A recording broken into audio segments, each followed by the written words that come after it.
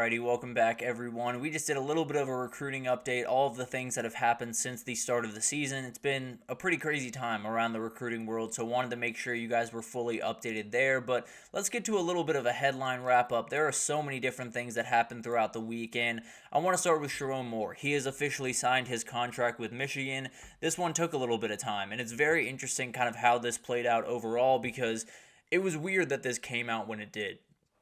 I think there were a lot of people expecting this to be kind of under the wraps, at least for the time being, because it came out last week that he didn't have a full contract signed, and then they lose a game, and then he signed a contract. It just feels like a very weird way for Michigan to go about this, but overall, he does have his contract signed. It's going to be 5 years, $5.5 million a year. Obviously, exactly what you would expect for the Michigan head coach. I think there's a couple other bonuses in there. Winning the national championship is $1 million. A number of different things that can play in to up that total. But right now the hard part starts, which means keeping that job. It's going to be very tough, especially with all the different stuff going on around Michigan. His job just got a lot tougher, and it's going to be really interesting to see how all of this unfolds. But overall, I think great for him, obviously, getting that contract on the books, making sure that he has his money on paper, because it was very, very interesting circumstances right there for a second. I was a little bit worried about Sherrone Moore there for a second, but glad he got his contract. I think a lot of fans are going to be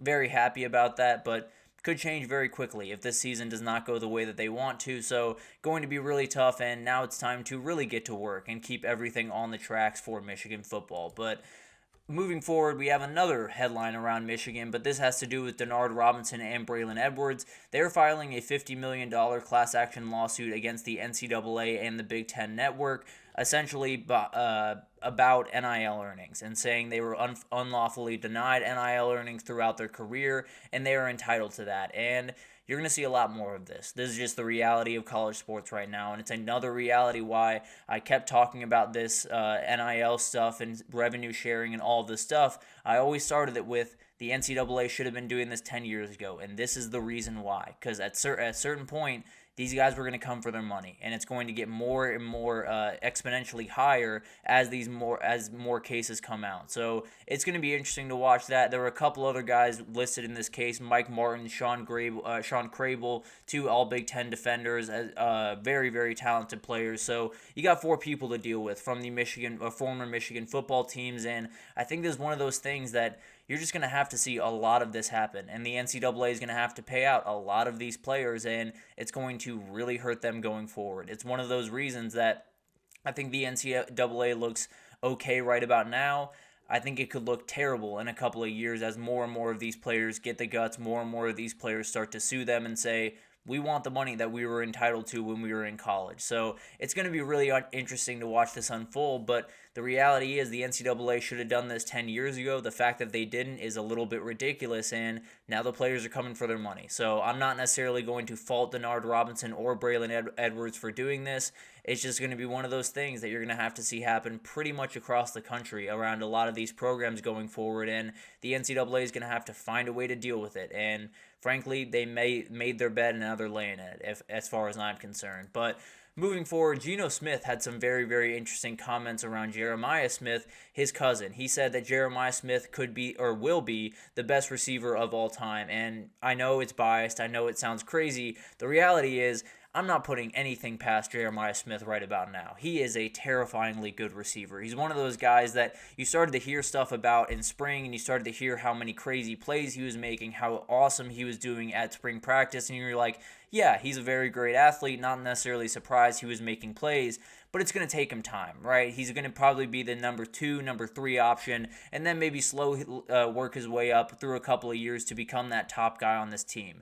It took him about 2 seconds on that field to be the number 1 receiver. He is absolutely ridiculous in a room of receivers that are absolutely ridiculous, top to bottom. So he's one of those guys that stands out among a bunch of other just absolute athletic freaks. He is the athletic freak. That is absolutely insane. And one of those guys that, frankly, I know that best wide receiver ever is well in the future for him. But the reality is this kid is just incredible. He's going to be so much fun to watch in college throughout his career and then into the NFL. Cannot wait to see this kid unfold. And I would say Geno Smith is dead wrong.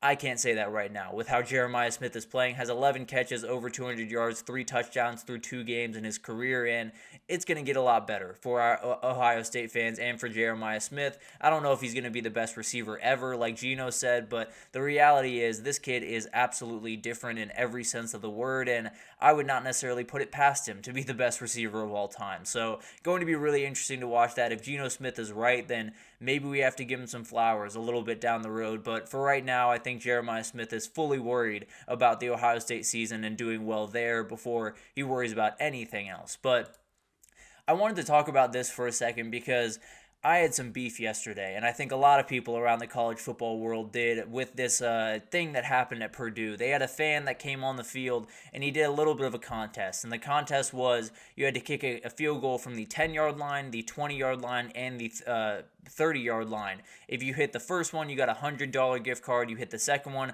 $150 gift card. If you hit all three, though, you get a 2-year lease on a car or $5,000 cash. That was the deal that was on place. And the kid hit it. He hit all 3 field goals. It was incredible. The fans went absolutely insane. It was an awesome moment. And then the company came in and said that he was 0.07 seconds late on his last kick and that he was not going to get the deal that he had been promised at the outset of this. And everyone went crazy. Everyone online said that they had to do right by this kid. They had to make sure that he got that lease or the $5,000 cash, whatever it may be. And it sounds like they have kind of been bullied into submission here. Rohrman Automotive Group seems like they're trying to fix the situation. They're going to give him the option of the 2-year lease or $5,000 cash. They're also going to donate $5,000 to the Rose Aid Brigade, the student section for the Purdue home game. So a lot of really, really cool things here, I think.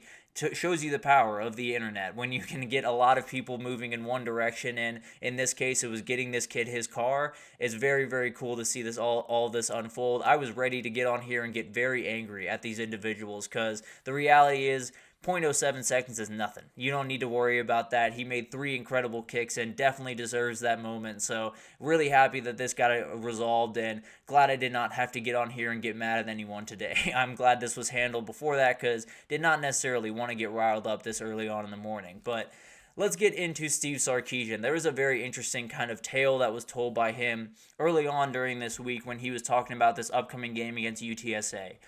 Texas obviously coming off that huge win against Michigan, 31-12, just absolute domination. A huge signature win for this team and definitely a game that can make you a little bit complacent, but he's using that Notre Dame game from a week ago to kind of keep his team intact. There are a lot of people that going into that Notre Dame game just said, take care of business, move forward, and that's exactly what I said, and that's not what happened. They were 20-plus point favorites, and they ended up losing by 2 points at home. So Sark is trying his best to avoid that this upcoming weekend against UTSA, and I can promise you UTSA very much wants to do that this upcoming weekend against Steve Sarkisian. So it's going to be really fun to watch that one unfold. I do think Texas is going to be more than fine in this game, but it shows you how many different people are going to utilize this type of idea because you got to make sure your guys are locked in. Even for these UTSA games that might seem a little bit tedious as you head on to SEC play, you lose this one, then Texas is in a very different position than they are right now. And their CFP odds go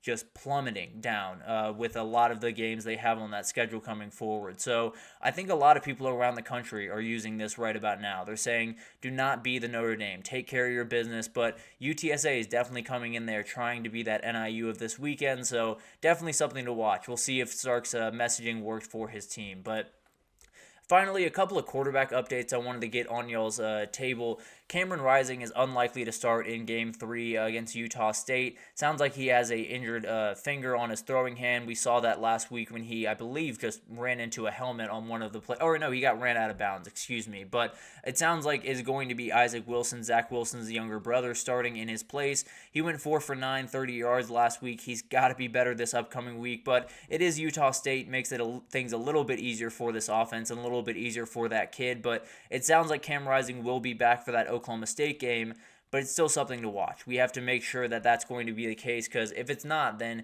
Utah's season gets a little bit more sketchy by the day. So it's going to be one of those that we're watching very, very closely. He will not be out there on Saturday, but he likely will be out there the next Saturday. We're just going to have to 100% make sure of that before we get out there. But Finally, Billy Napier has named Graham Mertz the starter for this Saturday. I talked about it when I was previewing the show, or this game, excuse me. I do think that Graham Mertz is the better option of the two. I think he's the more confident option, especially against a team like A&M that is going to get after him so aggressively. But the thing is, you're going to want to see DJ Lagway. These fans badly want to see DJ Lagway, so it's going to be fascinating to see how he handles this. I don't really know if there's a right way to handle this, frankly, if you're Billy Napier, but it's an absolute tightrope walk, and if you walk out of that A&M game losing and having not necessarily played these guys the amount that the fans want, you're officially done at Florida. So it's a huge weekend for him, obviously, and this adds just another little bit of flavor to that thing.